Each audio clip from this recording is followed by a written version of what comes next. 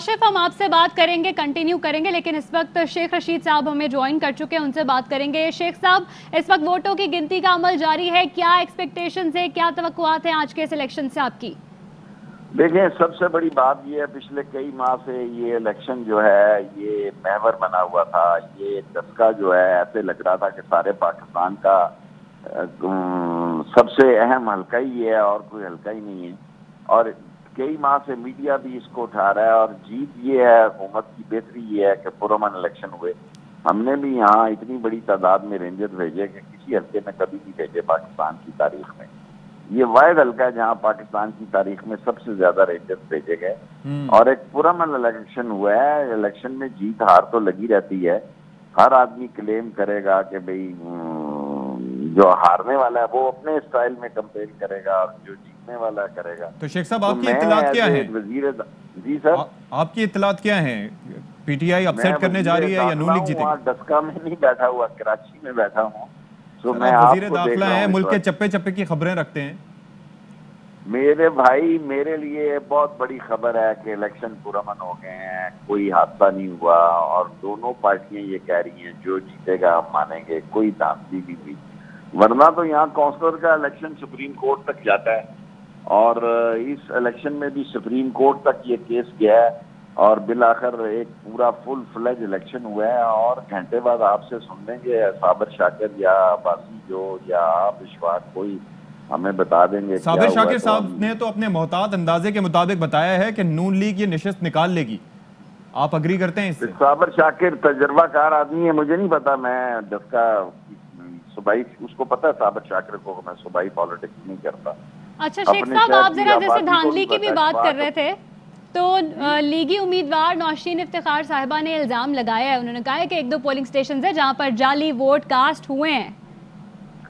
कोई ये लोग वैसी बातें करते हैं, जाली कास्ट, वो पर्ची कटाता है, वो अपना शनाख्ती कार्ड दिखाता है, 4 जगह से होकर गुजरता है, फिर अंदर जाके वो वोट डालता है। जाली कहाँ से हो जाना है? ये अब्बासी ने जाके ना कुछ जाली उधर कराए हो, वरना तो जाली नहीं हो सकता है। कोई काशिफ अब्बासी ने या साबिर शाकिर ने मिलकर खबर बनानी हो तो मैं कह नहीं सकता। जाली वोट 50-100 से तो फर्क नहीं पड़ता, हजारों से लोग जीतते और हजारों से हारते हैं। तो ये कहना कि 10-20-100 वोटों के जाली से इलेक्शन पे कोई फर्क पड़ता है, कोई फर्क नहीं पड़ता। अच्छा, एक और चीज बड़ी इंपॉर्टेंट है शेख साहब, जो कोऑर्डिनेशन रही इस बार डस्का इलेक्शन पे, क्योंकि इलेक्शन कमीशन ने कलअदम करार दिया, जाहिर है एक सवालिया निशान, फिर उसके बाद सुप्रीम कोर्ट की जानिब से फैसला जारी किया गया, तो जाहिर है बड़ा प्रेशर होगा इस इलेक्शन के लिए। और आपने कहा कि रेंजर्स के इतने एहलकार इससे पहले कभी किसी इलेक्शन के लिए नहीं भेजे, तो कोऑर्डिनेशन कैसी रही इस पूरे प्रोसेस के दौरान आपकी? मेरा ख्याल है जबरदस्त रहा है। सुप्रीम कोर्ट का भी फैसला जबरदस्त रहा है। गो एज ए पीटीआई के हामी होने के मुझे ये बात चाहिए, हम तो 23 हल्कों की बात करते थे, फिर ये इकट्ठा वहीं का वहीं रहना था कि जी 23 हल्कों में ये हो गया। सारे पाकिस्तान का इलेक्शन है। सबसे अच्छी बात ये है कि जो आदमी शहीद हुआ है बच्चा, उसके बाप ने भी अपनी पार्टी को वोट दिया है और जो लड़का दूसरा शहीद हुआ है उसके भाई ने भी आके वोट दिया है। जमहूरियत जीत रही है, जो भी जीतेगा जमहूरियत जीतेगी और इसमें पाकिस्तान की बेहतरी है और इसी में बरकत है कि जीतने और हारने वाले, जो भी जीतेगा जो भी हारेगा। अभी तक तो मैं देख रहा हूँ कह रहे हैं इलेक्शन जबरदस्त हुआ है। अगर नौशीन साहबा ने ये कहा कि 2-4 जाली वोट डाले गए, पता नहीं 2-2 पोलिंग एजेंट बैठे होते हैं, बल्कि आजाद उम्मीदवार भी होते हैं, 6-6, 8-8 पोलिंग एजेंट बैठे होते हैं, उनके आगे से जाता है पर्ची कटा के। वो कैसे होते हैं जी जाली? मुझे नहीं समझ आती जाली वोट कैसे। अच्छा शेख साहब, एक और बात की जा रही है कि 19 फरवरी के मुकाबले में वोटर टर्नआउट जो है वो काफ़ी कम रहा है, तो क्या आप अग्री करते हैं इस बात से कि वोटर अब बदल हो गया, वो दोबारा से बाहर निकल के वही प्रोसीजर जो है वो दोहराना नहीं चाहता? क्या ऐसा हो सकता है? लेकिन जी 2 लाशें गिरी हैं, कोई मामूली बात तो नहीं हुई ना। 2 इंसानी खून गिरे हैं और डस्के के इलाके में जोडो कराटे वाले लोग दिखाई देते हैं मुझे, लड़ाई झगड़े वाले। ये नहीं है कि पीसफुली वो मामलात हों। पिछले इलेक्शन में 2 लाशें गिरी हैं, फिर सुप्रीम कोर्ट तक केस गया है, इलेक्शन कमीशन पे बातें हुई हैं, हुकूमत ने बातें की हैं, अपोजिशन ने बातें की हैं। ये 2-3 महीने डस्का हो रहा है इस मुल्क में, तो फिर जाहिर है लोग, कई शरीफ लोग डरते होंगे कि नहीं गए होंगे वोट डालने के। यानी कि अगर टर्नआउट रहता है तो उसकी वजूहात में और भी वजूहात कई हैं, गर्मी है, कोरोना का फैलाव है, फिर वो गंदम की कटाई वगैरह भी हो रही है, तो ये फैक्टर के अलावा ये फैक्टर भी हो सकता है बदली वाला। आपने ठीक कहा, कटाई के भी दिन होंगे। अभी वैसे दसके में कटाई अभी दिन है थोड़े, लेकिन कटाई के दिन में अभी 10-15 दिन है। बारिशें हो गई थी तो इसलिए फसल उस तरह तैयार नहीं हुई। लेकिन कटाई से ज्यादा जिसने वोट डालना हो वो कोरोना शरोना कोई नहीं देखता जी। जो ये समझे कि भाई आगे कौन सा कोरोना के मास्क पहने हुए फिर रहे हैं। मैंने कराची में मैं देख रहा हूँ, मुझे मास्क ही नहीं नजर आ रहा। मुझे तो कोई मास्क पहना हुआ बंदा ही नहीं नजर आ रहा कराची में।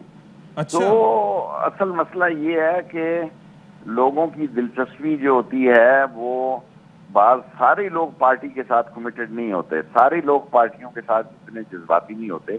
एक साइलेंट वोटर होता है जिसकी बहुत बड़ी तादाद होती है।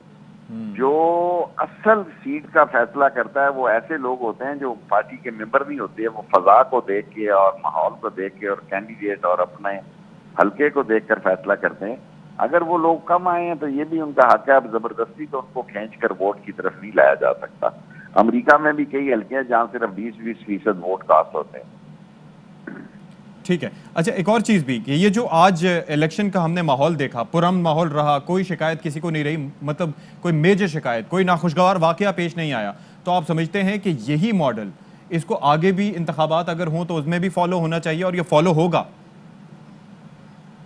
होना चाहिए। सारी पार्टियों को इलेक्शन इस्लाहात पर बैठना चाहिए। मेरा मतलब इलेक्शन तो किसी का नहीं है ना।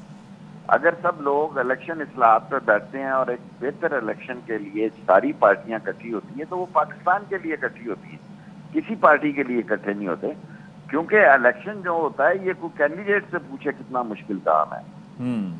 सही है। ये किसी कैंडिडेट से आप पूछें कि उस पर क्या गुजर रही होती है कि वोट मांगना दुनिया का बड़ा मुश्किल काम है। पार्टी के भी वोट होते हैं लेकिन कैंडिडेट के भी वोट होते हैं। यहाँ बरादरियों के वोट होते हैं। ये जट है, ये गुज्जर है, ये राई है, ये कश्मीरी है, ये राजपूत है, ये मलसी है, ये किची है, ये टवाना है, ये ममडोट है। तो बाज़ गाँव के इलेक्शन के रिजल्ट बिल्कुल मुख्तलिफ निकलते हैं दूसरे गाँव से। ये कहना कि सारा पॉलिटिकल होता है, कैंडिडेट का अपना और उसकी कौम का और उसके मामलात का भी बड़ा दखल होता है और बार बार उसी प्रोसेस से गुजरना बड़ा मुश्किल होता है। बहुत शुक्रिया। वजीर दाखिला शेख रशीद अहमद हमारे साथ मौजूद थे।